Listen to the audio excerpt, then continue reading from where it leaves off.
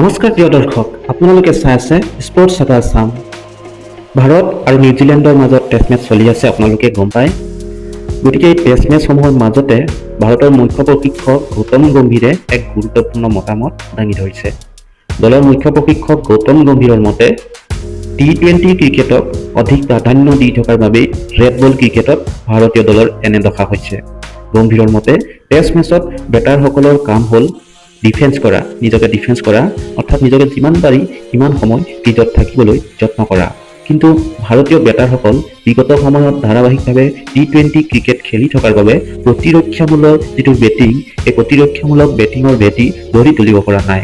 যাৰ বাবে নিউজিলেণ্ডৰ বিৰুদ্ধে চলিত টেষ্ট মেচসমূহত ভাৰতীয় বেটাৰৰ পৰা আশানুৰূপ প্ৰদৰ্শনো দেখা পোৱা নগ'ল আৰু এই সমস্যা আগন্তুক দিনতো দেখা পোৱাৰ সম্ভাৱনা প্ৰবল। গতিকে গম্ভীৰে এনেধৰণৰ মতামত দিয়ে দলৰ বেটাৰসকলৰ প্ৰদৰ্শনৰ ওপৰত টেষ্ট মেচত। আৰু গম্ভীৰৰ মতে টি-20 ক্ৰিকেট যিমান বেছি সংখ্যক বেটাৰে খেলি থাকিব, সিমান বেছি সংখ্যক বেটাৰে প্ৰতিৰক্ষামূলক যিটো বেটিং শৈলী তাৰ পৰা আঁতৰি গৈ থাকিব। গতিকে কেনে পালে গম্ভীৰৰ মতামতৰ বিষয়ে আপোনাৰ মতামত কেনেধৰণৰ জনাব কমেণ্টত। ধন্যবাদ।